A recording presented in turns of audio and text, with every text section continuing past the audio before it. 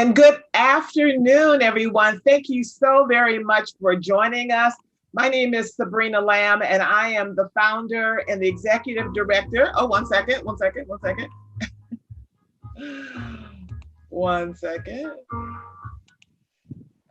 It's extra stuff that wasn't us. So I'm the founder and executive director of the World of Money. Now, some of you may think, well, why are we having this talk today with the esteemed Professor Shane White about the life of Jeremiah G. Hamilton? Well, for the last 16 years, we have been committed to providing immersive financial education for children ages 7 to 18. And from our perspective, financial education also includes financial history. We must learn everything in terms of the African-American experience, the Latino experience as relates to Wall Street. And from our experience, from the African-American experience, all of our experiences on this planet does not stem just from slavery or being enslaved people. So I was really excited when I learned of this story and this amazing, well-researched book. So I'm going to welcome our special guest. And this is an interactive conversation. Yes, we're going to open the floor in about 60 minutes, maybe a little bit less, but start having your questions and everything because you are included in this conversation. So I would like to introduce Shane White, who is the Challis Professor of History in the Department of History at the University of Sydney in Australia. From 2011 to 2015, he was an Australian Research Council Professorial Fellow. Shane's research and area of expertise includes United States history, African-American history, and the history of New York City. He is a co-author of Playing the Numbers, Gambling in Harlem Between the Wars, The Sounds of Slavery, Discovering African-American History Through Songs, Sermons, and Speech, and a collaborative project, The Year of the Riot, about Harlem in 1935. So as I said, for the next 75 minutes, which is going to include your questions, we're going to learn the story from his well-researched bestseller, The Prince of Darkness, the untold story of Jeremiah G. Hamilton, America's first Black millionaire. Good day, mate. Hello and welcome, Professor Shane. Good day. Thank you very much. Thank you so much for getting up so early in Australia. We really appreciate you being here. No worries at all. So we're going to take a journey, everyone, from the Caribbean to New York, to upstate New York, to New Jersey, back to New York, to Brooklyn. Tell us, Shane, who was Jeremiah G. Hamilton when he boarded that ship from St. Croix to New York City?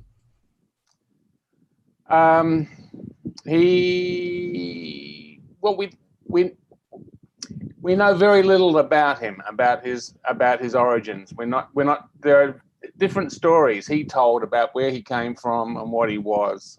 So possibly he was born in Virginia and came up to New York probably in around about 1828. I think he probably came from the Caribbean, probably from, my guess is that he probably came from somewhere near Port-au-Prince in Haiti. Was born in the first Black Republic. Would be my guess. Because of the revolution in Saint-Domingue, which became Haiti, there is a large number of people shifting around in the Caribbean, and I think he was part of the flotsam and jetsam that came out of that. And he comes up to somehow he gets in with a consortium of New York merchants in 1828, and they fund him and send him back down to Port-au-Prince with a whole bunch of counterfeit coin for him to shove, is the term, to get rid of counterfeit coin. And he goes down to Haiti with several $1,000s worth of counterfeit coin, and he gets caught. They get found out down there. The counterfeit coin. New York was the thing America was probably one of the things America was famous for, which it doesn't acknowledge, is that it was the world center of counterfeiting. There's more counterfeit, something like between 30 and 40% of the currency in America was counterfeit. It's a very weird financial system that America has. It's mostly counterfeit notes rather than coin, but this was counterfeit coin that was coined probably in New Jersey or possibly up in Canada and then sent down to Haiti. They get caught because the counterfeit coin had too much silver content. It was too good in a way. And someone in the bank tests the coin and finds out that it's way above what the Haitian silver content of the Haitian coin is. And so he knows he's caught. They know the game's up, and he sort of runs away and hides, and is sort of sheltered by Haitian fishermen for a couple of days before he can hop on a boat and go back to New York City. And there's a big fuss about it up in New York because the South in America is terrified of Haiti, doesn't want anything to do with Haiti because they're feared of slave rebellions and the rebellious ideas coming out of Haiti. But the North is trading with Haiti and selling a lot of stuff down there. And so the big fuss in the New York newspapers is about how the reputation of America as a trading partner is being ruined by this guy selling counterfeit coin.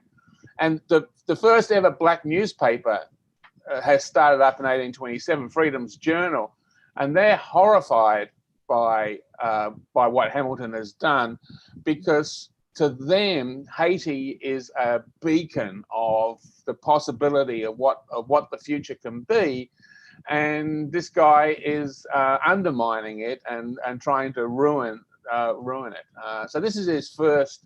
This is where he suddenly appears on the historical record. Before 1828, we know nothing. And he was about in his 20s. He left Haiti not because he wanted to go and tour New York, but he was sentenced to death. Correct? He was under that kind of duress. And John Russwurm, who he created with his business partner, Freedom Journal, the first African-American newspaper in America, were your early research, his coverage of Jeremiah Hamilton and his friends in terms of what they were doing in Haiti? Was that the first documented in terms of a newspaper, John Russwurm's coverage of Jeremiah? Well, the coverage in the Freedom's Journal is mostly reprinted articles from other newspapers with Russwurm's editorial comment on the top saying, "Isn't this horrible?" and then prints from the Commercial Advertiser or various other things. This is the first, the white newspapers or that print stories about this in early 1828. That's the first mention. Freedom's Journal jumps on the bandwagon and condemns even more strongly than the other newspapers do what Hamilton has been doing down in Haiti.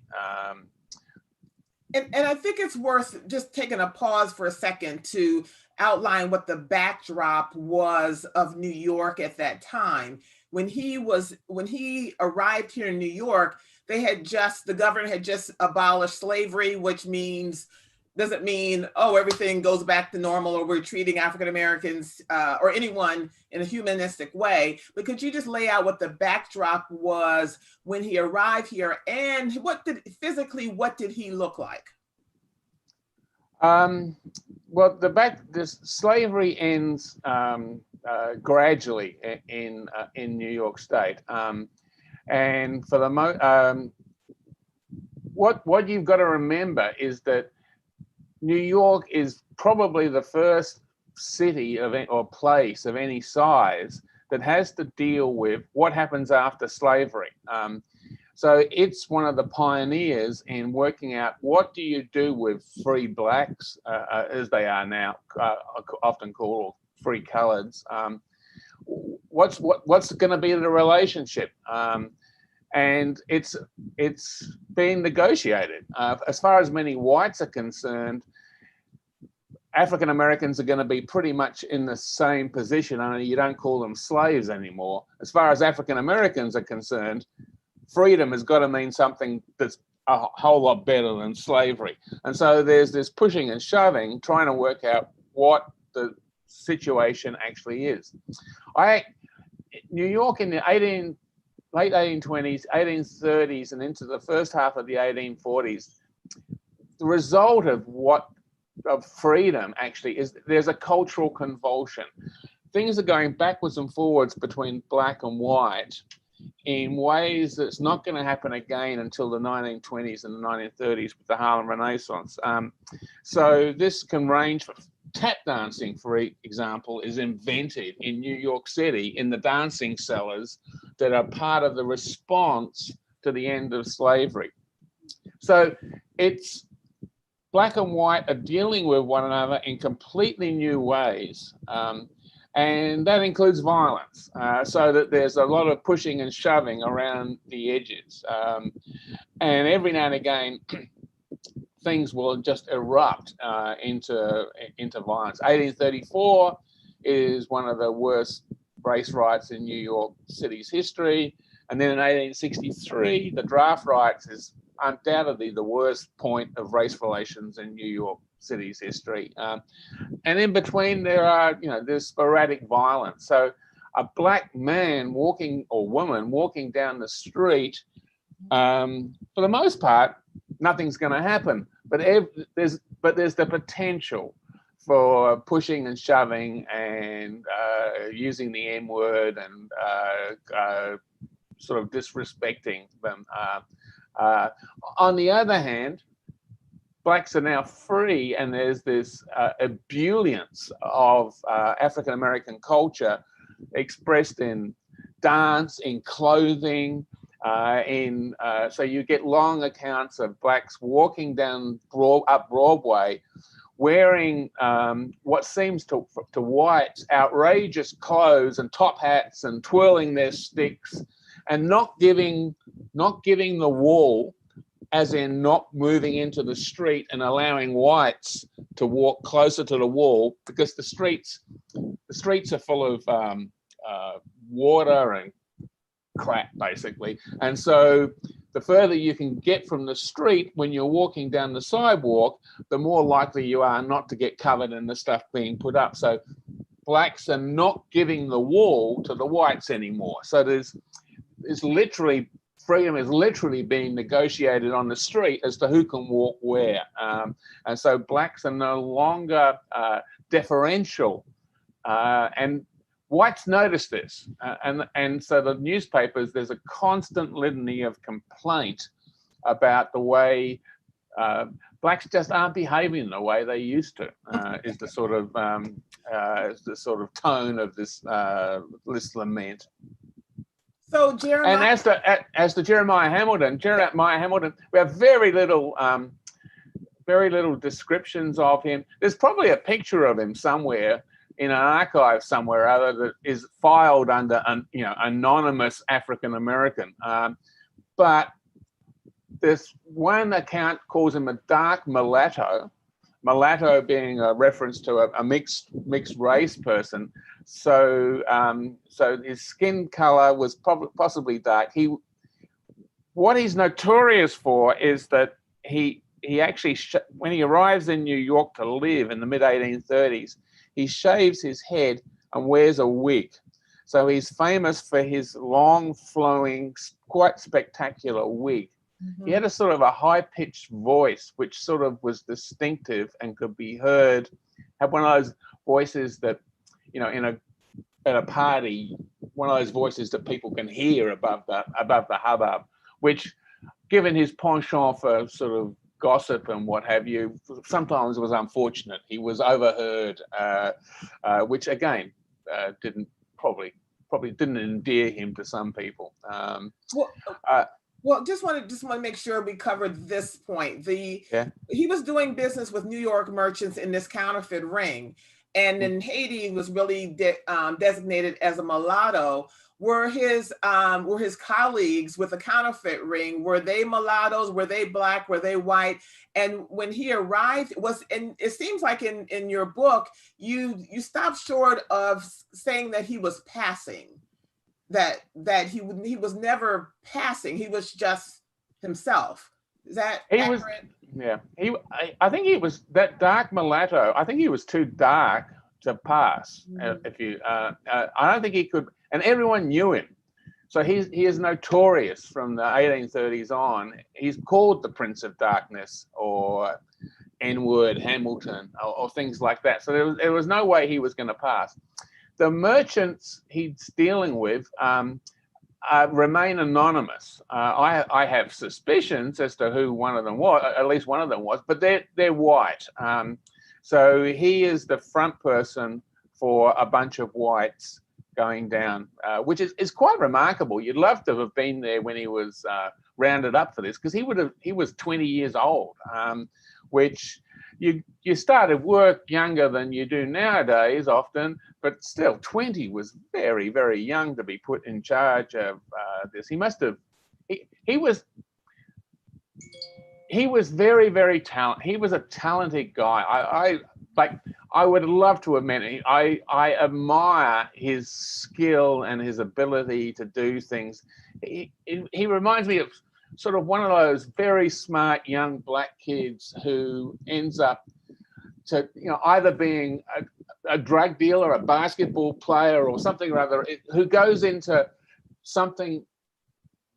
There are constraints on what talented young African Americans can do in American history. The thing I like about him is that he actually jumps into a milieu that's totally white. Wall Street is absolutely white, and normally the pioneer African American in any field has to be quiet, polite, deferential, wear a suit and tie, sort of like Jackie Robinson had to be restrained when he broke into the major leagues. They constantly trying to throw buckets of water over him to calm him down, and saying Jeremiah Hamilton wasn't like that. You hit him, he hit you back and added 10%. And so he is Malcolm X, not Martin Luther King, if you like. Let's pause here for a poll. I want for everyone, answer this poll. When did you first hear of Jeremiah G. Hamilton? Could you answer the poll there? When did you first hear of Jeremiah G. Hamilton? And then we have a million questions to ask Professor Shane. Okay.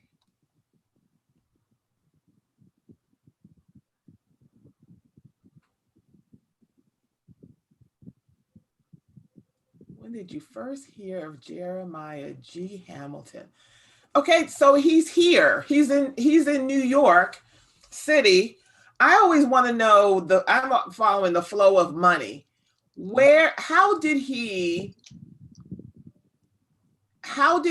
access capital, and what was to launch his first business, and what was his first business? Well, he actually struggles when he comes into New York in the 1831, 32. And for a while, he's sort of on the fringes of Wall Street. He actually makes his first money by, again, and it's fraudulent. You got to remember that Wall Street, there are almost no rules or laws on Wall Street. The place was a place of dog eat dog.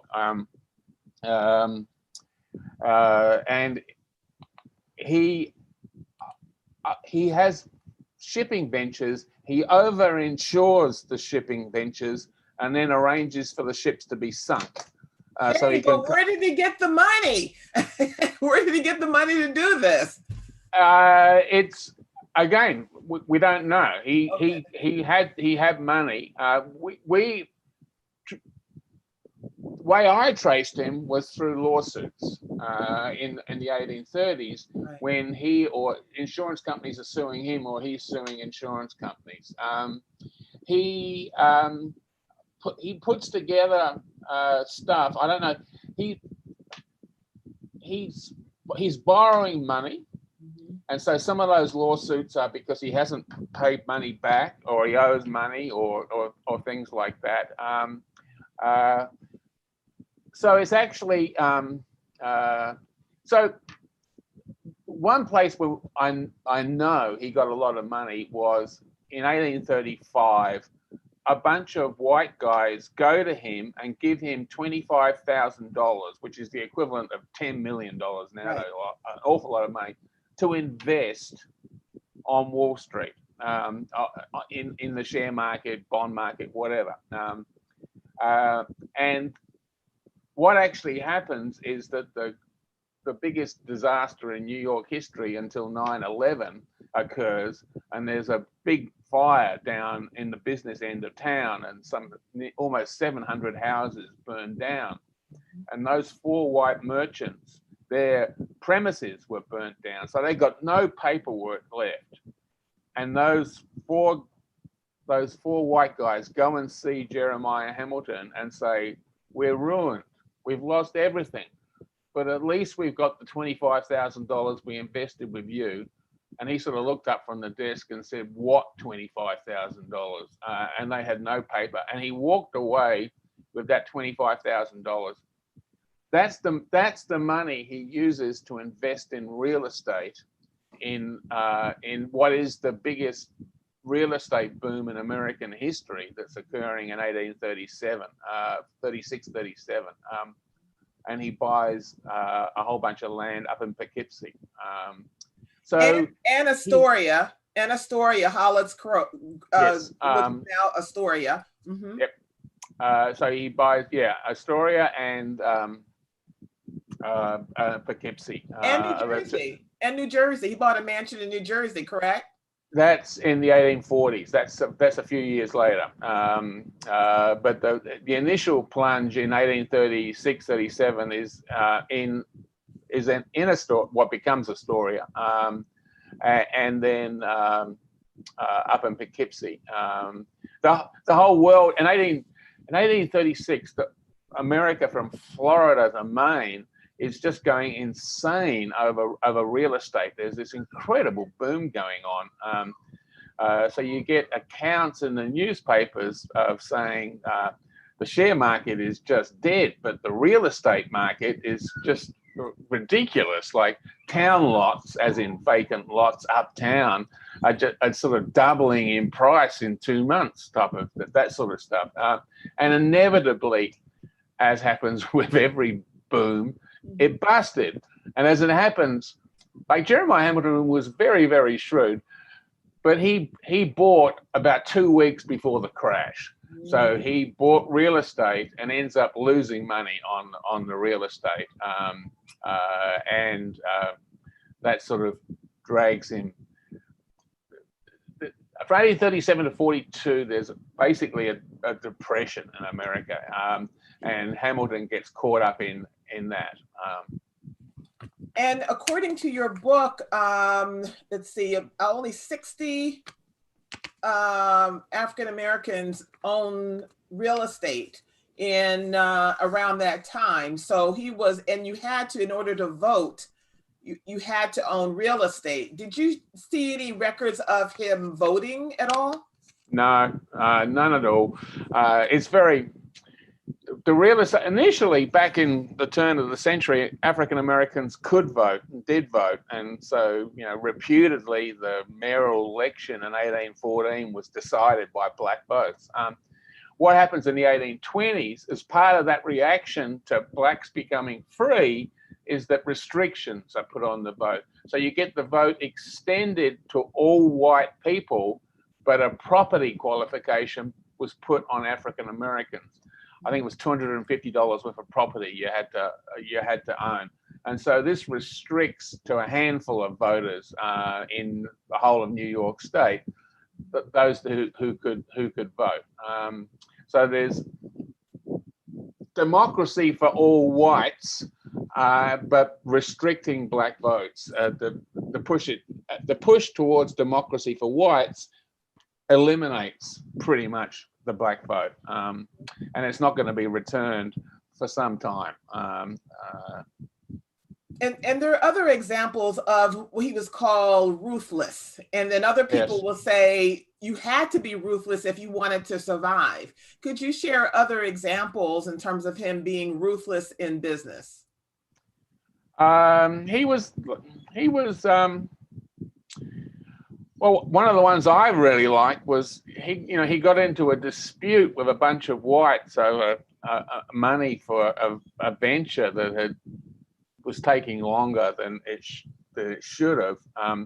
And so at that time, Hamilton lived up at Bloomingdale, which is up near Columbia University, up to the top left-hand corner of Central Park.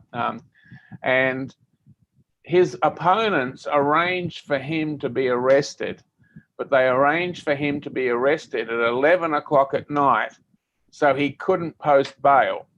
So that he had to spend the night in prison. It was just a way of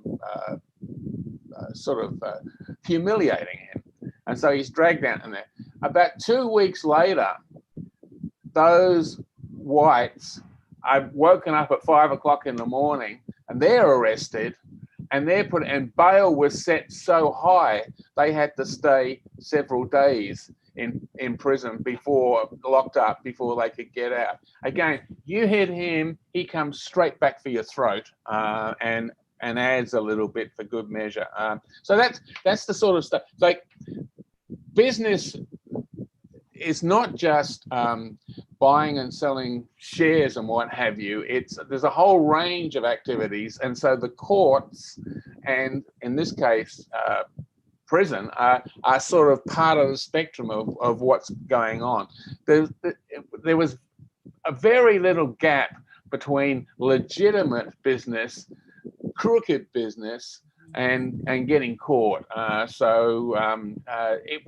It really was a place of caveat emptor. You had to look at what you were buying all the time, and trust no one. Always count every bit of money that comes towards you. So that everything is up for negotiation. It's on the one hand, New York is taking off. At the Erie Canal in the 1820s, New York has become the financial center of America, and the population is just zooming away. So in 1830s, 200,000 people living in New York. It's 500,000 by 1850. So New York is taking off. It's boom and bust. It's rapid expansion. There's this incredible sense of liveliness and stuff on the streets. Hamilton jumps into this world, embraces it with enthusiasm, and is just that little bit more pushy and ruthless than white people, because he had to be to survive in that world.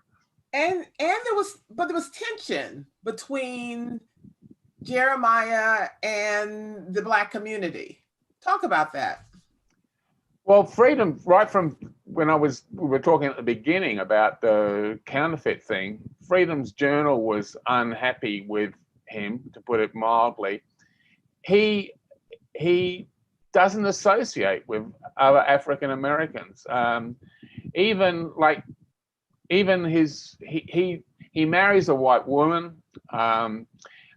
He doesn't live near blacks. Even his charity cases, like his very good friend Benjamin Day, he has a poor woman living in his house and helps her, but she's white, not African American.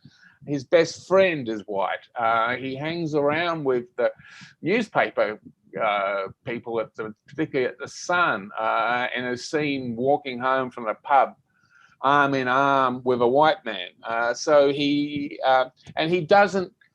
The other richest black person in New York is a guy called Thomas Downing, who owns an oyster cellar near the corner of Broad Street and Wall Street. And he wouldn't allow African Americans into his oyster cellar. But on the other hand, he wrote checks for the civil rights movement and helped fund the civil rights movement and was involved in various civil rights cases. Mm-hmm. Hamilton wasn't like that. He just doesn't associate with them, with African Americans at all. So every now and again, you get a sort of a moderately scathing comment from one of the African American leaders. Did he see himself as African American or Black? Did he? Sorry? Did Jeremiah see himself as Black, or in terms of the African American part of that community, or culturally? Not culturally. It's very difficult to see. Most biographies, if you go and read a biography, are based on diaries, oral histories that allow the author to get inside the head of Jeremiah Hamilton. I have got very few words directly from Jeremiah Hamilton's, just that 15 words probably from Jeremiah Hamilton's. I have to try and work out what he thinks or what he's doing from his actions. Right. And so this is difficult. So my guess is that he didn't identify with African Americans at all. And what we have is those occasional things, like he was the person who desegregated Delmonico's, for example, the fancy food emporium / restaurant. And that was, I don't think that was an attempt to desegregate it. So he didn't think about it as desegregating it. He just wanted to behave like his white peers were, and just sort of imperiously strode in there and expected to be served. So he was aware he was Black, and he was. I think he would. And he's married a white woman. A white girl. He was when they first got together. She was like 14 years old, and he was in his late 20s. Mm-hmm. Every time he walked down the street, arm in arm with and he ends up. It's a stable relationship that lasts for 40 years. They have 10 children. But every time he walks down the street, arm in arm with her, he's going to be he's waiting for the incident to happen, some sort of racial, because race relations are very sensitive, and there's few things that are more of a red rag to the bull than a Black man walking down the street arm in arm with a white woman. So he was so he's aware that that's a red rag to the bull, and I think he was waiting his whole life for some sort of racial incident to it, which eventually it does in the draft rights in 1863. Start putting your questions in the chat. I'm going to definitely open up the room very soon. I'm curious. I'm always curious about stories of access. And so he was a broker. He was an insurance broker. He owned real estate, Astoria, Poughkeepsie, a mansion in New Jersey, lived on East 29th Street for the remainder of his life. But how does one, and that's a problem even today, how did he access the markets where he was able to buy stocks and be a trader at that point, when all these years later, we're still talking about access? Again, it's difficult. He had access. He didn't ask for permission to do much. That's what it sounds like. Yeah, he didn't. What we know is he had access. Yeah. And the interesting access issue was whites trying to get his advice on what stocks to buy. They were sort of scrabbling around, sending him, and we had, through one lawsuit, they're sending him cases of champagne and fancy cigars in order to get him to allow them to invest their money with him.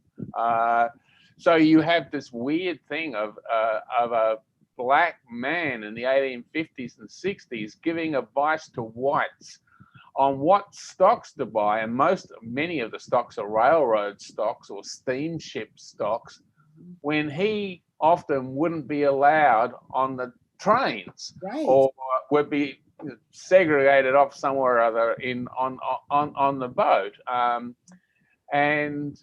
But his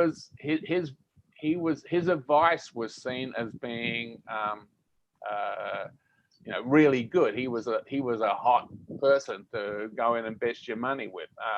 Now, there's still a crooked element to what he does, in that he had this habit of, if shares went up, then the profits was Hamilton, but if shares went down, then his clients socialized the loss, if you like. So and there are disgruntled clients who are going to be suing him in the 1850s and the 1860s. But he becomes, weirdly, he becomes more respectable in his old age, so that by the 1860s and the 1870s, he's sort of seen as being, and by then he's one of the older people on Wall Street. He's sort of one of the older sage people that people went to for advice. Everything wasn't, zippity doo dah, because at one point he did lose everything. I mean, he worked to get it back, but talk about that, so that we're not just painting a story where everything was just wonderful, that he had financial issues as well. Yes, he did. And if we go back to the 1830s, he invested heavily in real estate about a week before the market plunged. His real estate investments would have been fine in the long run if he could have hung on to it. But what he was also dealing with, buying sugar in the Caribbean, and he had given money to someone else to pay a debt, and that person went bust, and therefore his debt wasn't paid. And so someone else as often happens when the market goes down, someone else failing ended up dragging him down. And for 4 or 5 years there, he's fending off bankruptcy. What actually happens is there are so many bankrupt people in America that the federal government introduces an experimental bankruptcy law for about 12 months in 1841 or 42. And this is very generous to the bankrupt in terms of it's an easy way out. And that's part of the reason it was closed down after 12 months. But on the 5th day that this law is in operation, Hamilton goes bankrupt officially. And what he did, again, as I said, there were so many people going bankrupt, and all the bankrupts' assets were being auctioned off. And so he goes bankrupt and then buys back some of his assets for about $10. So he buys back some of his real estate and stuff. The interesting thing here is you would think of the pioneer sort of in any area, sort of feeling around, not quite knowing how it works, but he is operating in the most savvy fashion possible. He is at the clever end of this, of knowing how to exploit this new bankruptcy law in the fashion. And you're in limbo for about 3 months while you're going bankrupt. And from another court case, it appears that he was supposed to be doing no financial transactions. He was actually buying shares under another name, and there was a lawsuit over that. So he's bending the law, he's breaking the law as well. But he's also very sharp, very canny, admirable entrepreneurial skill. What was his relationship? And we're coming to your questions at 5:45 Eastern. That's 4 minutes now. What was his relationship with Richmond, Virginia? That's one of the places where he may have been if he was born in Virginia, he was born there. So one of the interesting things I found where you have those discoveries when you're an orphan, where you go, oh, wow, I didn't know that. It turns out there's the library in New York in the 18th century was the New York Society Library. The New York Society still exists today up on the Upper East Side. But then it was downtown, down near University Place. And it was a subscription library where you paid money down and then you could go in and take books. And being a sort of a reputable, basically white institution, they kept a record of every book you borrowed. And it turned out he was a member. And so I found a list of, I don't know, 250 books he borrowed over 20 years. And he borrowed a whole bunch of books about Richmond, particularly during the Civil War and after Richmond pretty much burns to the ground during the Civil War. A lot of it's burnt. And so there were he had books about Richmond, which to me, again, and it could be a bit of a leap, suggested that if he wasn't born and raised there, if he came from Haiti, he may have spent time in Richmond on the way up to New York. He was interested in what happened there. Whether he ever went there again or not, I don't know. Again, if you're writing a biography of, Lyndon Johnson or someone like that, you know pretty much where he was every day. There are periods of 4 or 5 years. I haven't got a, I think he's in New York, but I don't know for certain he is. So he's a slippery character to write about. Right, and you document, for example, his daughter in the census when she would answer different places where her father was born and so forth. So that just multiply or just adds on to the mystery. But you do know he never returned to Port-au-Prince, correct? Yeah. No, I assume the sentence of death that he was sentenced to be shot. That would tend to discourage people. Like there's another mystery too. Like his name is Jeremiah G. Hamilton, and in all the years I worked on the book, and if you look at his signature, he had this wonderful signature with flourishes and curlicues, and it centers on the G. The G is important to him. He doesn't sign Jerry Hamilton or Jeremiah. It's Jeremiah G. Hamilton. I have got no idea what the G stands for. Even his death certificate, on the instructions on the New York death certificate say, fill out his name in full here. And someone has just written in Jeremiah G. Hamilton. It didn't, I have no idea what the G stands for. So if the G were Guillaume or something of it like that, that would strongly support him coming from Port-au-Prince or somewhere where French is spoke. But I got no idea if it's just Gordon or something. Then that's not so. So I have no idea. So there are still large areas of his life that, because he's an African American who is forgotten by history, that we know nothing about those areas. On the other side of the questions from our guests, would love to hear you talk about his will. I love that he had a will and what was in it. Who has questions? Please raise your hand, and I think you can actually speak. Does anyone have any questions? Yes, no, yes. Raise your hand if you have any questions, or if you don't want to speak, put your question in the chat.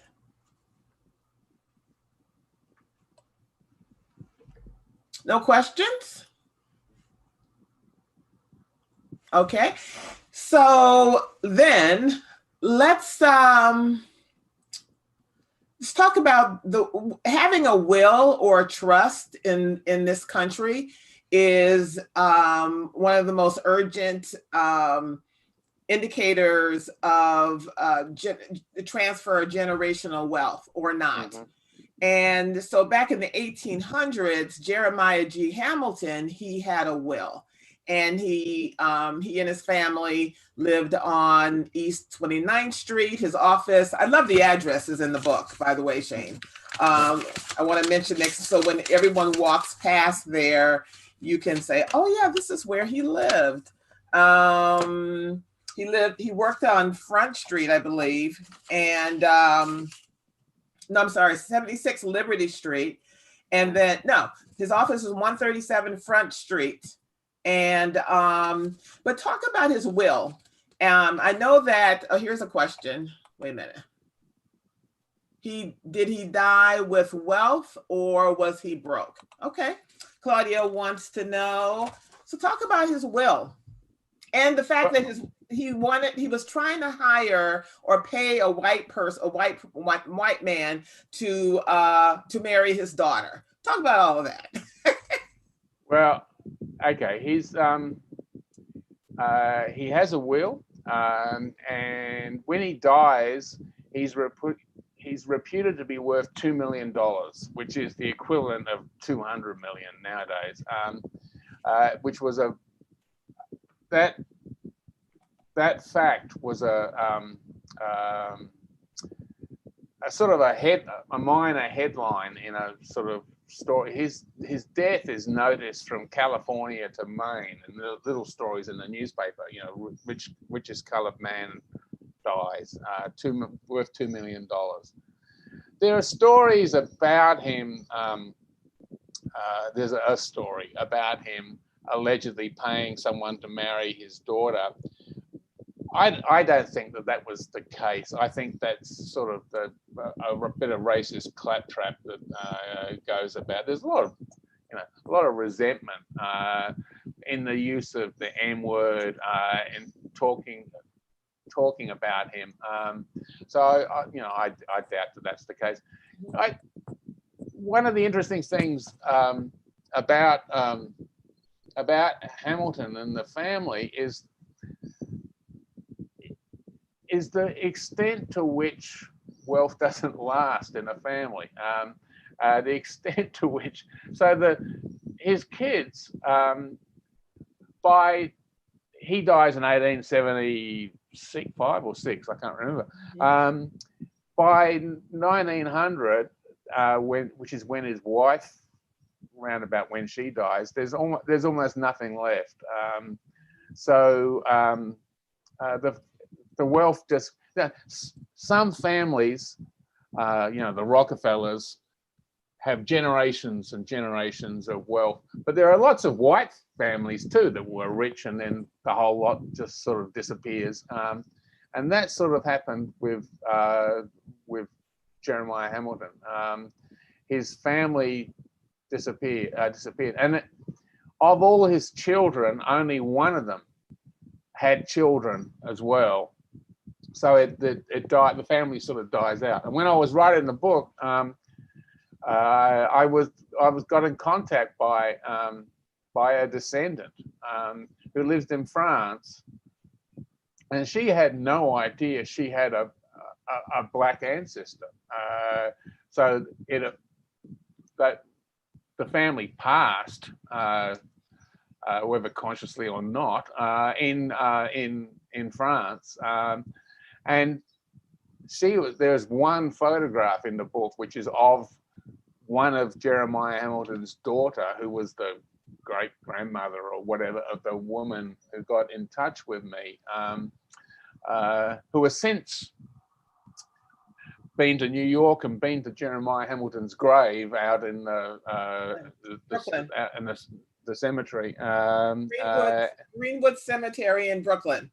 Yes, and so again, as I said, Jeremiah Hamilton was totally unknown, but he's now. I did a Zoom talk with Greenwood Cemetery a few weeks ago, and he's now part of their tour of the famous people buried in Greenwood Cemetery. So his profile has gone up a little bit because during the 20th century he was totally expunged from American history.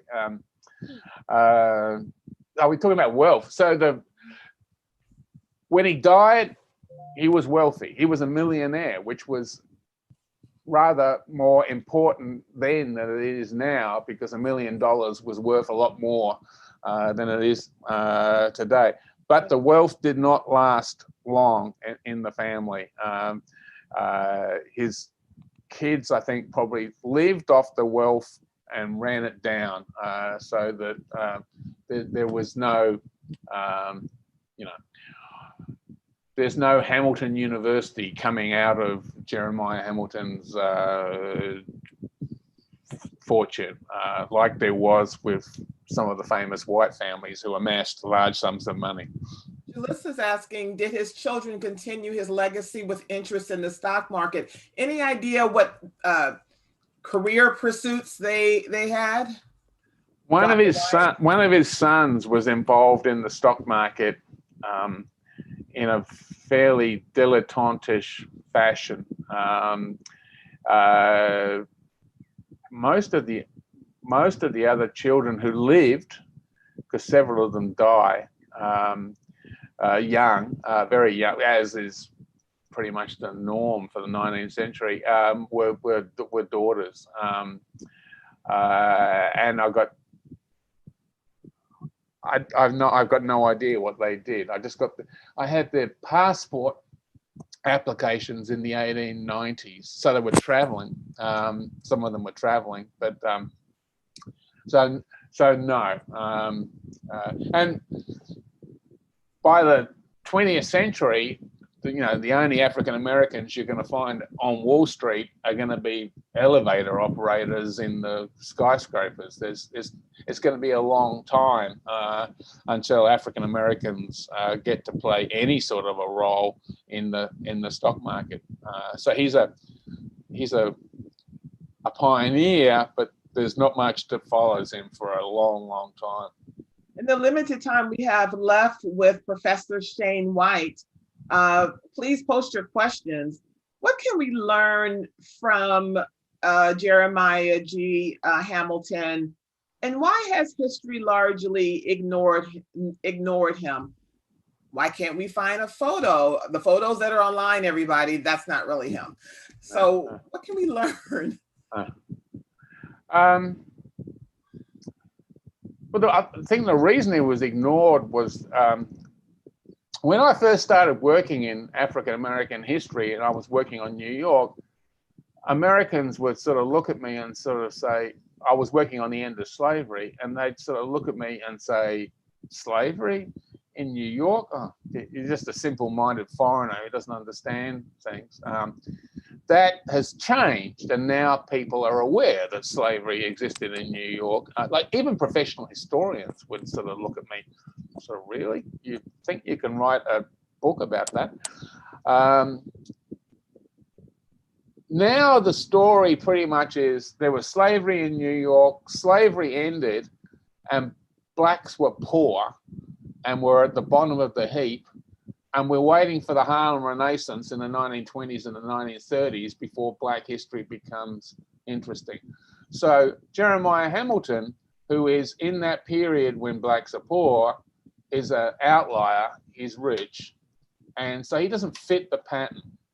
He also doesn't fit the pattern because he's not writing checks for the civil rights movement. He's not involved in black rights, so he doesn't fit into the. He's not like James McCune Smith or various other black activists. So he just doesn't fit, and that means that very quickly after, like in the 1850s and 60s, he's well known, but after his death, he's forgotten very, very, very quickly. So in the 20th century, and thanks to Google and digital stuff, an awful lot of print is now searchable online. There are 4 mentions in print of Jeremiah Hamilton in the entire 20th century, and 3 of them have him totally factually incorrect. So he just sort of disappears without trace. What can we learn from Jeremiah Hamilton? How can we amass a fortune without being, corrupt? A little bit of corruption. Well, well, a little bit of corruption. A little bit of corruption always helps, whether you're white or black. So, what can, like what I think I too often African American history is it's either saints or villains. It's either Martin Luther King or it's Nat Turner. And I think there's the full panoply of human life that exists in African American life too often is forgotten about. I think he's in the middle. He's a bit of a villain. He probably was never a saint, and he hoes out a life in New York that is interesting and doesn't fulfill. I love the way he breaks stereotypes, the way he is so aggressive. The stereotype of sexual relations between black and white is usually of white males and black females. If it's the other way around, if it's black males and white females, it's seen as being a fleeting relationship that doesn't last. His lasts for 40 years. He has 10 children. He begins with the stereotype, a 28-year-old black man getting a 14-year-old white female pregnant, but it doesn't stay a stereotype. It becomes, as far as I know, a loving relationship, definitely one that lasted 40 years and produces that many children. So he's a human being, and looking at his life enables us to get away from some of those stereotypes that to this day bedevil any public discussion of race relations in America. Touche. Sue's asking, was Jeremiah a Freemason? Not as far as I know. The only thing I could find in joining was the New York Society Library, but I don't think he was. The Masons separate off into black Masons early in the 19th century, and as far as I know, he had nothing to do with them. Any other association with any organization? No. He may well have been member of stuff like I said, he was a member of the New York Society Library, which still exists today. They knew he was a member. They had no idea he was black. So in effect, their first black member of the New York Society was back in 1840s, maybe 50. I can't remember when he starts. But they themselves had no idea. He could well have been a member of other organizations who also didn't know he was the first African American to be a member, and just be there in the records. Again, since I've written the book, every now and again I've stumbled across new little tidbits about him. He, when he's struggling, going bankrupt. In the late 1830s, there's a fire on one of his buildings that he owns up in Poughkeepsie, and it was one of those. I don't know about America, but in Australia there used to be some streets where fires could take out a building but not touch the buildings on either side, and the insurance claim was already written out so that their insurance.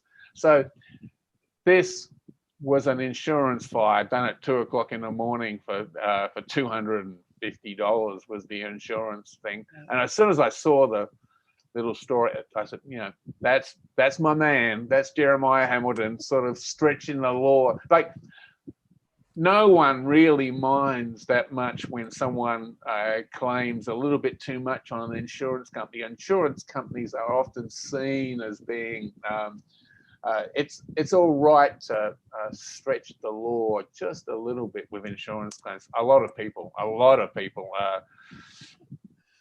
flirt the law, but They burning should. down a building or sinking a ship is definitely well over the over the law. So every now and again, bits and pieces surface, and I'm hoping sometime somewhere someone's going to come up with a photo. There's probably a painting of him somewhere too. I imagine he would have had a painting done of him that's probably anonymous African American stuck in somewhere, someone's attic or in a museum somewhere, but it's never put on display. Yeah. There's, we have about 10 remaining minutes. Definitely want to hear your questions or comments, everyone that's joining us. And thank you so much. And Professor Shane White is with us from the University of Sydney in Australia. Thank you so much for getting up so early in Sydney. This is a great conversation. I have two questions. It takes, I've written books. It takes a lot of emotional and intellectual energy to focus on one subject or person. Why did you decide to dedicate years in the research and the writing and the editing of this person? And it's a lot. So why? You can choose anyone. Why him? Virtually all of my career, I have written about ordinary African Americans. And what I write about, I'm less interested in the African American middle class or leaders. It's ordinary African Americans. I write about street life, about drinking, about dancing, about music, about sound. I stumbled across Jeremiah Hamilton in reading New York newspapers. I came across a mention and I thought, it was a reference to N-word Hamilton and a fraud for $50,000. And I thought this was just a story about whites, and it was one of those reprehensible nicknames that you can still find down amongst hedge fund managers down on Wall Street. I remember talking to actually an Indian friend, talking about the Prince of Darkness, and he was aware of Indians who are still, within the last 10 years, referred to as the Prince of Darkness when they're working down, it wasn't Wall Street, it was a financial market somewhere or other else. So I thought, I just took a note of this guy when I was reading in New York, and when I got back to Sydney, I looked up my own research and found I had another reference to this guy, and he was definitely black. So I kept on, once I was aware of his name, I kept on bumping into him over a year or two when I was reading stuff. And I got more and more interested in him and wondered if I could use the techniques I used to write about ordinary African Americans to write about someone who wasn't an ordinary African American. And the turning point came, I was in New York working in the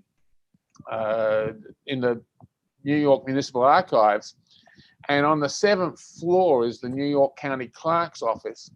And I went up there, and they have court records and business records. And I went up there, and it's full of lawyers, gophers, and people racing around. And I said, "Have you got anything on Jeremiah Hamilton?" And the guy waves me over and says, "Over there." And there's a index, and I look, and there's no mention. And something was wrong. So I went 6 months later. I went in again and said, "Jeremiah," and he looks at me, and my accent apparently confuses some people. And he said, "Oh," and he writes down 1910 to something or other over there, sort of talking slowly because I'm a foreigner. So I get his pen, I cross out the 1910, and I go 18. He goes, "Oh, come round here," and he takes me around the corner. And there's a computer that someone's stolen from a museum. It's so old. And he says, "What's the guy's name?" He types it in. And it turned out they had 35 cases that Jeremiah Hamilton was involved. And as soon as I saw those cases and started reading them, I knew that there was a book there. So my aim was to try and write a book without having an autobiography to help me or a cache of letters that the New York Historical Society had archived away, to write a book about a man who had been totally forgotten. And it was fun. I enjoyed writing it. And of all my stuff that I've written, and I've written a fair bit, it's been the one that's excited the most interest. And people tend to read it and say, why isn't there a film about this guy? Which is a question. I was going to ask you. The last that I heard that Don Cheadle was developing a script. What's going on with development? I don't know what developing is going on, but he has optioned it, and he just renewed the option a few weeks ago, and he emailed me saying that he's a busy man and he's got lots of different programs to make, but in between he's trying to raise the money and what have you to get someone to finance it, which I think would be fun. I think he would be an interesting person. That's partly the great thing about talking to John Cheadle when he was, he and another actor were sort of bidding for the rights, was he had read the book and read it closely. Like, often I've been interviewed with people who read the blurb on the back and that's it. He had read the book and knew it in detail and had been thinking about it. So it was, and he's utterly charming. So it was flattering in the extreme. It was a Saturday morning and I was floating on clouds for the rest of the day after talking to him. I think that the great John Cheadle had read my book and enjoyed it. So. Well, thank you so much for dedicating your expertise, your scholar, your everything to it, because it's a really brilliant. I have made some conclusions that he was from the Caribbean because, as you say in the book, he was fluent in French. And that may not have happened if he was born in Richmond, but everyone from Richmond, don't send me emails about that, but if there aren't any final questions, again, are there any final questions, everyone? Thank you all for joining us. Anyone, any questions? Where can we reach you? Where can our guests reach you? Our attendees reach you? Best way to get me is email, and if you just hit Shane White and then the University of Sydney, I've got a page there and you'll see my email number and you can get in touch with me that way. Sue's, this final question, Sue's asking, if we follow Jeremiah's template path to wealth today, for example, insurance industry and Wall Street, et cetera, would we become wealthy? Possibly. It's in the lap of the gods, isn't it?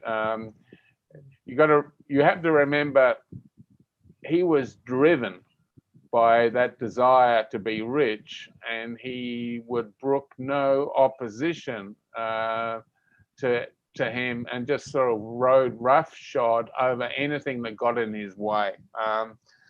So I don't know whether you would need the same determination to become rich that day. But America famously supposedly is the land of opportunity. So quite possibly, yes. I'd certainly urge you to try. Well, we encourage you, Sue, particularly if you have children, to enroll your children at World of Money. It's going to be virtual this year, so make sure you sign up for our newsletter at worldofmoney.org or worldofmoneyonline.org. Professor Shane White, again, thank you so much for joining us. Everyone in the chat, thank you so much for joining us. And until next time, see you soon. Thank you. Thank you.